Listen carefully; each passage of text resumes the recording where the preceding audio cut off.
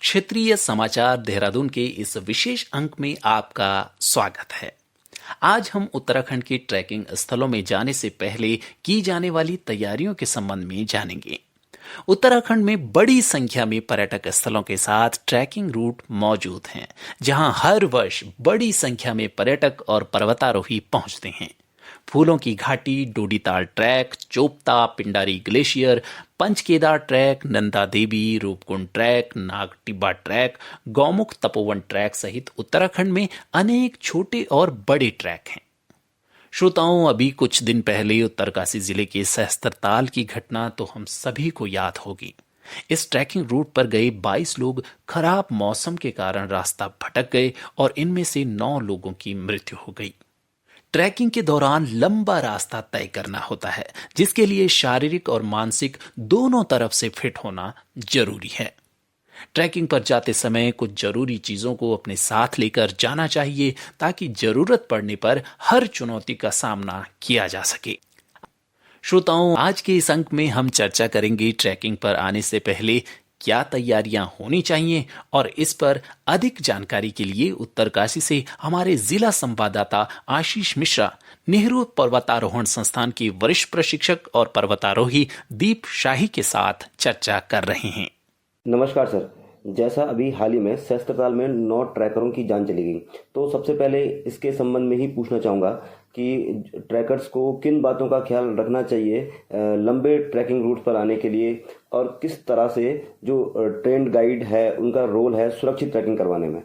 जो भी ट्रैक करे, कोई भी अगर ट्रैकर्स आते हैं या फिर कोई भी कंपनी उसको लेके जाती है, कुछ चीज़ों का पक्का ध्यान रखनी चाहिए। जैसे स्पेशली एक तो डॉक्टर से जो भी है उसका सर्टिफिकेट वगैरह की भाई फिट है कि नहीं है, फिटनेस सर्टिफिकेट होना चाहिए।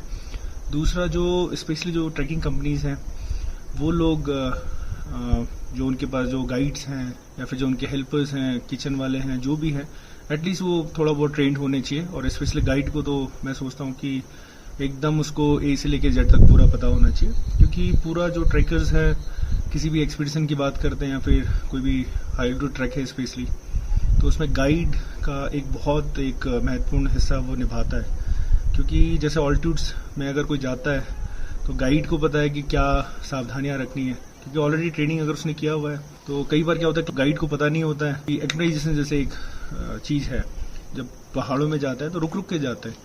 तो जब वो ट्रेंड है, जब उसको पता है कि एक्चुअली नहीं अगर एक्टिवाइज होके जाए तो क्या फ़र्क पड़ सकता है, तो अगर वो ट्रेंड है तो बहुत फ़ायदेमंद रहेगा ये।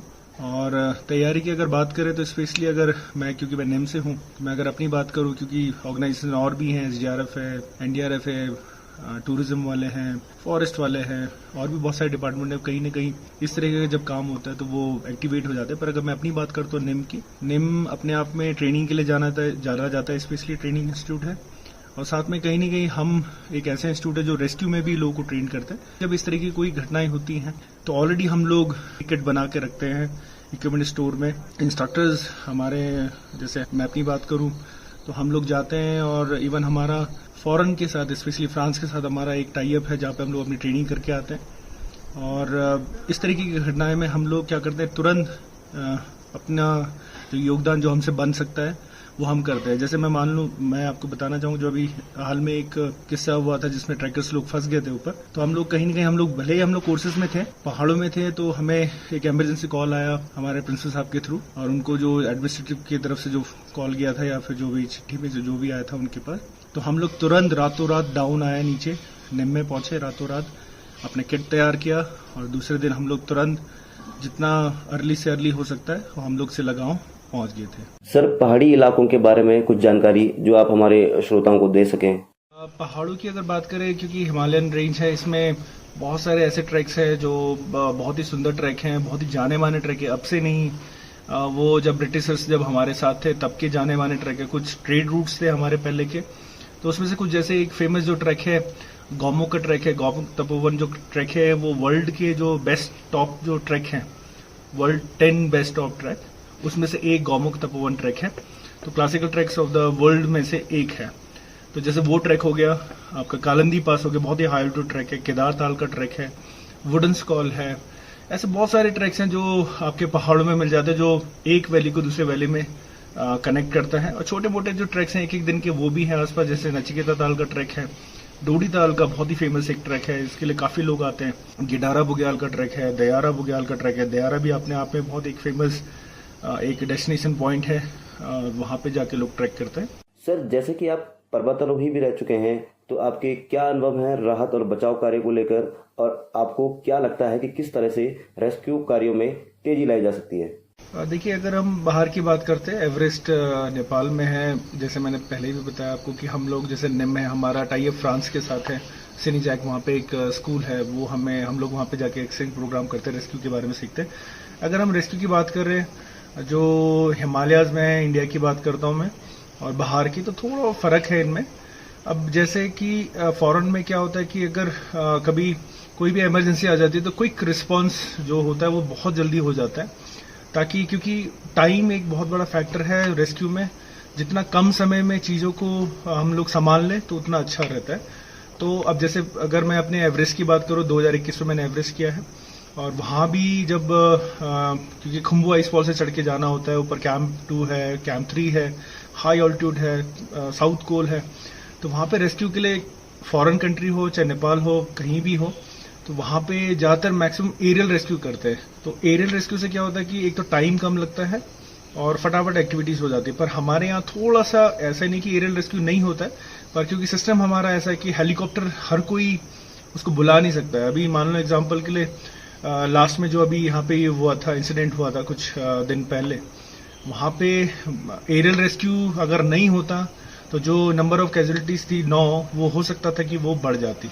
तो एरियल रेस्क्यू का मतलब मैं ये कहना चाह रहा हूँ कि टाइम लिमिटेशंस बहुत इंपॉर्टेंट है इसमें, जितना कम समय में, क्योंकि अगर रेस्क्यू हेलीकॉप्टर से नहीं होता, जो रेस्क्यू चाहे वो SDRF होती, चाहे निम है, ITBP जो भी गई थी, वहाँ फॉरेस्ट वाले गए थे, क्योंकि 3 दिन लगना था वहाँ पहुँचने में, उनको बचाने में। तो अब 3 दिन का समय में अगर हम वहाँ पहुँचते, अगर हमारे पास ये हेली रेस्क्यू नहीं होता, तो हो सकता था कि 9 से बढ़ के और ये विक्टिम्स हो जाते हैं। तो ये चीज़ थोड़ा फ़र्क है, हमें थोड़ा सा इस बारे में थोड़ा सा मुझे लगता है कि थोड़ा सा सोचना चाहिए कि नहीं, एक अगर कोई ट्रैकर जाता है उसका सैटेलाइट फ़ोन होना चाहिए, अलाउ करना चाहिए मेरे ख्याल से, तो हर किसी को, क्योंकि अभी वो जो लड़का जिसने इन्फॉर्मेशन दिया लास्ट उसमें, या कोई इन्फॉर्मेशन कैसे देगा, इस सैटेलाइट सिस्टम नहीं है तो दे ही नहीं सकता है, क्योंकि सैटेलाइट फ़ोन ऐसा ईजिली एक्सेस नहीं है। पर फिर भी किसी गारंटी के रूप में किसी का आधार कार्ड लेके, या आजकल बहुत सारे सिस्टम्स हैं, उसको लेके लाइसेंस बनाया जाए, या फिर जैसे निम के पास सैटेलाइट फ़ोन है, आपदा प्रबंधन में सैटेलाइट फ़ोन है, टूरिज्म में सैटेलाइट फ़ोन है, पुलिस डिपार्टमेंट के पास सैटेलाइट फ़ोन होगा, तो एटलीस्ट कम से कम कोई अपना कुछ लेके किराया के उसमें हर ट्रैकर को ये मेरे ख्याल से कंपलसरी कर देना चाहिए, ताकि एटलीस्ट कोई ऐसी इमरजेंसी आती, क्योंकि अगर जल्दी हमें पता लगेगा तो जल्दी एक्टिविटी हो जाएगी, लेट में पता लगेगा फिर कुछ नहीं कर सकते हम। तो ये तो फिर नहीं तो नंबर ऑफ कैजुअलिटीज़ खाली बढ़ते रहेंगे फिर, तो इस बारे में भी थोड़ा सोचना चाहिए। और मेरे ख्याल से इन चीज़ों का थोड़ा सा आगे आने वाले समय में स्ट्रिक्टली मतलब ये पास करना चाहिए कि नहीं, इसके बगैर आपका ट्रैक नहीं होगा, या परमिशन नहीं मिलेगी, या लाइसेंस नहीं मिलेगा। सर, अब जैसे कि मानसून सीजन भी आने वाला है, तो आप इस संबंध में क्या सलाह देना चाहेंगे जो लोग उत्तराखंड में ट्रैकिंग के लिए आ रहे हैं? अगस्त में तो बहुत ही खतरनाक बारिश शुरू हो जाती है, तो वैसे हाई एल्टीट्यूड वाले ट्रैक से या ट्रैकर्स तो कम हो जाते हैं, क्योंकि बारिश ज़्यादा हो जाती है, रोड ब्लॉक्स हो जाते हैं, क्योंकि हमारे साथ पूरा सामान होता है, टेंट हो गया, राशन हो गया, और भी बहुत सारी चीज़ें जो लेके जाना होता है, थोड़ा कम हो जाता है। फिर भी अगर कोई जाता है तो स्पेशली एक तो वेदर के बारे में थोड़ा जानकारी होना चाहिए प्रॉपर, कि भाई वेदर कैसा रहने वाला है। अगर मान लो 10 दिन का ट्रैक है, तो क्योंकि इतना ज़्यादा तो नहीं बता सकता कोई भी ऐप, या जो डिपार्टमेंट है वेदर वाले, मेट्रोलॉजिकल डिपार्टमेंट, मौसम जो विभाग है, उनसे थोड़ा तालमेल रख के एक तो वेदर के बारे में थोड़ा अच्छा इन्फॉर्मेशन लेके चले, भाई इस दिन हम यहाँ हैं तो कहाँ पे क्या हो सकता है। इन केस अगर वेदर खराब हो तो हमारा प्लान क्या है, किसको हम बता के रखेंगे क्या चीज़ कहाँ पे होगी, अगर इनकेस इमरजेंसी हो जाए तो कौन कोऑर्डिनेट करेगा, तो ये चीज़ें थोड़ा ध्यान में रखनी होगी। उसके अलावा जैसे हम लोग जाते हैं तो अब बहुत सारे लोग क्या करते हैं, ना प्रशासन को बता के जाते हैं, ना वो नियरेस्ट जो पुलिस वाले हैं या फिर फॉरेस्ट वाले, क्योंकि ये लोग थोड़ा ऊपर तक रहते हैं। तो जैसे अब निम भी वैसे गाइडलाइन के हिसाब से तो ये है, IMF का परमिशन के बाद आपको निम को भी बताना होगा, पर कोई बताता नहीं है। तो ये चीज़ थोड़ा हमारा हुआ है, क्योंकि हम लोग सेल्फ वो नहीं है, हमारी रिस्पॉन्सिबिलिटी हम समझते नहीं हो, चाहे ट्रैकर्स हो, चाहे वो इवन अगर कोई ट्रैकिंग कंपनी वाला कोई भी हो, तो एटलीस्ट कम से कम इन लोगों को बता दें और अपनी जो भी एटनरी हैं वो उनको दे दें, पर अभी अगर मानसून ट्रैक में कोई आता है तो स्पेशली जैसे मैंने बोला वेदर के बारे में वो करेगा। मेडिकल कोई अगर आपके पास अगर डॉक्टर है तो गुड, आपकी टीम में नहीं है तो एटलीस्ट कम से कम मेडिसिन के बारे में थोड़ा नॉलेज होना चाहिए। और थोड़ा बहुत जो हाई ऑल्टीट्यूड में जो होने वाली चीज़ें, अगर हाई ऑल्टीट्यूड में आते हैं, हाइपोथर्मिया है, फ्रॉस्ट बाइट है, चिल ब्लेंड है, गीले हो गए तो कैसे सूखना है, और इन चीज़ों का थोड़ा वो रखना पड़ेगा। और स्पेशली वाटरप्रूफ जो क्लोथिंग्स है, क्योंकि लोग क्या करते हैं, जूते हैं, ग्लव्स है, नॉर्मल लेके चले जाते हैं। अब गीले हो गए, सुखाने का कोई साधन नहीं है तो आधे से ज़्यादा लोग तो उसी के ठंड के वजह से प्रॉब्लम में आ जाते हैं। तो इन चीज़ों का थोड़ा सा ध्यान रखना होगा और तभी वो अगर आते हैं तो एक ट्रैक सक्सेसफुल और सफलतापूर्ण मतलब पूरा होगा। धन्यवाद सर। तो अभी हमसे चर्चा कर रहे थे नेहरू पर्वतारोहण संस्थान के वरिष्ठ प्रशिक्षक और पर्वतारोही दीप शाही जी। श्रोताओं, आप सुन रहे थे नेहरू पर्वतारोहण संस्थान की वरिष्ठ प्रशिक्षक और पर्वतारोही दीप शाही का साक्षात्कार। आज के कार्यक्रम में इतना ही। अब हमें दीजिए इजाजत। नमस्कार।